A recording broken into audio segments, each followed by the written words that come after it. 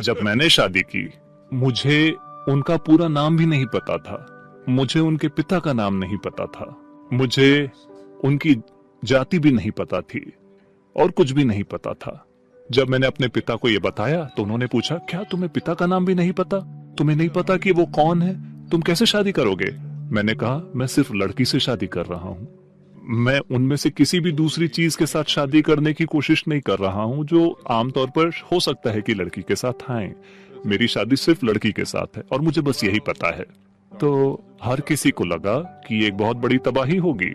कुछ लोग जो खुद को मेरा सलाहकार मानते हैं, हालांकि मैंने कभी किसी को सलाहकार नहीं माना, लेकिन हमेशा सलाहकार होते हैं, उन्होंने कहा, तुम अपने जीवन की सबसे बड़ी गलती कर रहे हो, बहुत बड़ी तबाही होने वाली है। मैंने कहा, चाहे जीवन में कुछ भी हो, मुझे कम से कम इतना पता है कि ये मेरे ऊपर है कि मैं इसे एक तबाही बनाता हूँ या सफलता बनाता हूँ। क्योंकि आप किससे शादी करते हैं, कैसे शादी करते हैं, किस तरह से वो व्यवस्था हुई, किसने वो अरेंज किया, वो महत्वपूर्ण नहीं है। आप कितनी जिम्मेदारी से जीवन जीते हैं, बात बस यही है। तो ये पूरी बहस कि अरेंज मैरिज बेहतर है या शराब खाने में मिलना ज्यादा बेहतर है, मुझे लगता है कि जब आप नशे में ना हो तब आपके निर्णय थोड़े बेहतर होते हैं। अगर 18-20 साल के युवक और युवती शादी करना चाहते हैं तो वो किससे शादी करेंगे? उनका संपर्क केवल छोटा सा होता है, उन 10-15 लोगों में जिनको वो अपने जीवन में जानते हैं। एक आदमी या एक औरत से आप शादी करेंगे, 3 महीने के अंदर आपको पता चल जाएगा।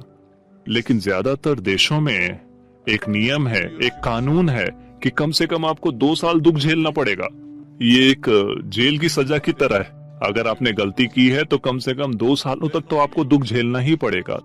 सिर्फ तभी आप तलाक ले सकते हैं। ज्यादातर देशों में ऐसा है। कई धर्मों ने यह तय किया है कि तलाक पूरी तरह से गलत है, आप तलाक दे ही नहीं सकते। लेकिन जहां इस तरह के धर्मों का अभ्यास किया जाता है वहां तलाक की दर सबसे ज्यादा है। तो भगवान के दिए गए निर्देश शादी को तोड़ने से रोक नहीं पा रहे हैं, कानून नहीं रोक पा रहे हैं। आपको ये समझना होगा कि जब माता पिता शादियों की व्यवस्था करते हैं, मैं आपसे एक मूलभूत सवाल पूछ रहा हूं, क्या आपको लगता है, हो सकता है कि उनके निर्णय सबसे अच्छे ना हो, लेकिन उनके बारे में या आपके बारे में वो निश्चित रूप से सोच रहे हैं। अगर आपकी समझ उनसे ज्यादा अच्छी हो गई है तो कोई बात नहीं। लेकिन मुझे लगता है कि अरेंज मैरिज एक गलत शब्द है, क्योंकि हर शादी अरेंज की जाती है। इसे किसने अरेंज किया है, वो सवाल केवल इतना है। तो मुझे लगता है कि अरेंजमेंट ऐसे लोगों को करना चाहिए जिन्हें आपकी सबसे ज्यादा परवाह है, जिनको ज्यादा लोगों के साथ जिनका संपर्क है। क्योंकि आप इस दुनिया के सबसे अच्छे आदमी या औरत को नहीं खोज सकते, क्योंकि आपको नहीं पता कि वो कहाँ है। अपने संपर्क के अनुसार अपने दायरे में आप लोगों को खोजते हैं। हम बस इतना ही कर सकते हैं। तो इन अलग अलग समाजों के बारे में जिनके बारे में मैंने बात की, वहां पे जिस हद तक तलाक हो रहे हैं, इससे साफ पता चल रहा है कि वहां ये सफल नहीं रहा है। जहां माता पिता इन व्यवस्थाओं को कर रहे हैं वहां ये बेहतर है, क्योंकि वो ज्यादा लंबी दूरी के बारे में सोचेंगी। क्योंकि आपकी हालत ऐसी है कि अगर आज इस लड़की ने अच्छे कपड़े पहन रखे हैं तो आप उससे शादी करना चाहते हैं, लेकिन कल सुबह आपको एहसास होगा कि आप उसके साथ नहीं रह सकते। क्योंकि जब आप 18-20 साल के होते हैं तो कई मजबूरियों के कारण या दोस्तों की मजबूरी के कारण हो सकता है कि आप ऐसे निर्णय ले लें जो पूरा जीवन कायम ना रहें, या कभी कभी आप वास्तव में किसी के साथ आपका प्यार हो जाता है और शादी हो सकता है बहुत अच्छी हो, वो एक अलग बात है।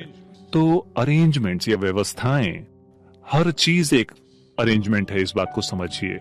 हो सकता है कि आप कई सारी चीजें सोचें, ये व्यवस्था आपकी भावनाओं ने की है या आपके लालच ने की है या आपके प्रियजनों ने किया है, किसी न किसी ने अरेंजमेंट किया है ना? ये एक अरेंजमेंट ही है। आप इसे कैसे अरेंज करते हैं ये आपका चुनाव है। मैं ये नहीं कह रहा हूं कि ये सही तरीका है या वो सही तरीका है, लेकिन आप इसे जिस भी तरीके से करें, कम से कम इसे जिम्मेदारी के साथ संभालें, आनंद के साथ संभालें। लोग कहते हैं कि रिश्ते स्वर्ग में तय होते हैं, लेकिन आप अपने भीतर नर्क पैदा कर रहे हैं। रिश्ते स्वर्ग में पैदा हुए हैं, इसीलिए कई सारे लोग स्वर्ग जल्द से जल्द पहुंचना चाहते हैं, क्योंकि रिश्ता वहीं बना है, वो वहीं जाके इसे निपटाना चाहते हैं। नहीं, आपको ये समझना होगा कि अपनी जरूरतों को पूरा करने के लिए शारीरिक, मानसिक, भावनात्मक, सामाजिक और कई दूसरी जरूरतों को पूरा करने के लिए आप किसी व्यक्ति के साथ आए हैं। अगर आप हमेशा याद रखते हैं कि मैं अपनी जरूरतों को पूरा करने के लिए तुम्हारे साथ आया हूं, आप जिम्मेदारी के साथ इसे संभालेंगे। शुरू शुरू में आप वैसे ही होते हैं, लेकिन बाद में आपको लगने लगता है कि सामने वाले व्यक्ति को आपकी जरूरत है। फिर आप बेपरवाही से पेश आने लगते हैं। फिर निश्चित रूप से कई सारी समस्याएं पैदा होंगी। ऐसा हुआ, एक युवा व्यक्ति और एक युवा लड़की की सगाई हुई। तो एक बार जब इस तरह की अंगूठी नहीं, उसमें एक पत्थर होना चाहिए, जब अंगूठी अंदर चली गई, फिर लड़की ने उसका हाथ पकड़कर कहा, तुम मेरे ऊपर सहारा ले सकते हो, अपना दर्द बांट सकते हो, अपने संघर्ष बांट सकते हो, जो कुछ भी दुख तुम अनुभव कर रहे हो तुम मेरे साथ उसे साझा कर सकते हो। लेकिन उस आदमी ने कहा, मुझे कोई समस्या नहीं है, कोई संघर्ष नहीं है, कोई दुख नहीं है। तो लड़की ने कहा, अभी हमारी शादी हुई नहीं है। तो अगर आपको लगता है कि आप दर्द से, संघर्ष से भरे हुए हैं और आपको सहारे के लिए किसी व्यक्ति की जरूरत है, तो निश्चित रूप से समस्याएं होंगी। आप खुद को एक शानदार, आनंद भरे इंसान में तब्दील कर लें, फिर आप देखेंगे कि आपका काम भी शानदार होगा, आपका घर भी शानदार होगा, आपकी शादी भी शानदार होगी, हर चीज शानदार होगी, क्योंकि आप शानदार हैं। खुद को ठीक किए बिना अगर आपको लगता है कि कोई और आपको आके ठीक करने वाला है, फिर आपके लिए समस्या होगी और दुर्भाग्य से दूसरे व्यक्ति को भी इसके कारण बहुत तकलीफ होगी। किसी चीज की सफलता नतीजे पर निर्भर करती है। लक्समबर्ग, जो कि आर्थिक रूप से बहुत संपन्न सभ्यता या समाज माना जाता है, वहां पे तलाक की दर 87% है। स्पेन में तलाक की दर करीब 65% है, रूस में 51%, अमेरिका में 43%, भारत में 1.5%। अब आप तय कीजिए कि क्या चीज काम कर रही है, क्योंकि शादी इस बारे में नहीं है कि ये कैसे हुई, किसने इसे अरेंज किया, आपके माता पिता ने अरेंज किया या एक कमर्शियल वेबसाइट ने अरेंज किया, एक डेटिंग ऐप ने अरेंज किया, या एक लोकल बार ने अरेंज किया जब आप नशे में थे, या आपके कंफ्यूज्ड दोस्तों ने अरेंज किया, या आप खुद कंफ्यूज थे और आपने खुद इसे अरेंज किया। चाहे जैसे भी हो, ये एक अरेंजमेंट ही है। तो बेहतर ये होगा कि इसकी व्यवस्था, इसका अरेंजमेंट जिम्मेदार लोग करें, समझदार लोग करें। ये सोचना कि अरेंज मैरिज किसी तरह की गुलामी है, ये इस चीज पर निर्भर करता है।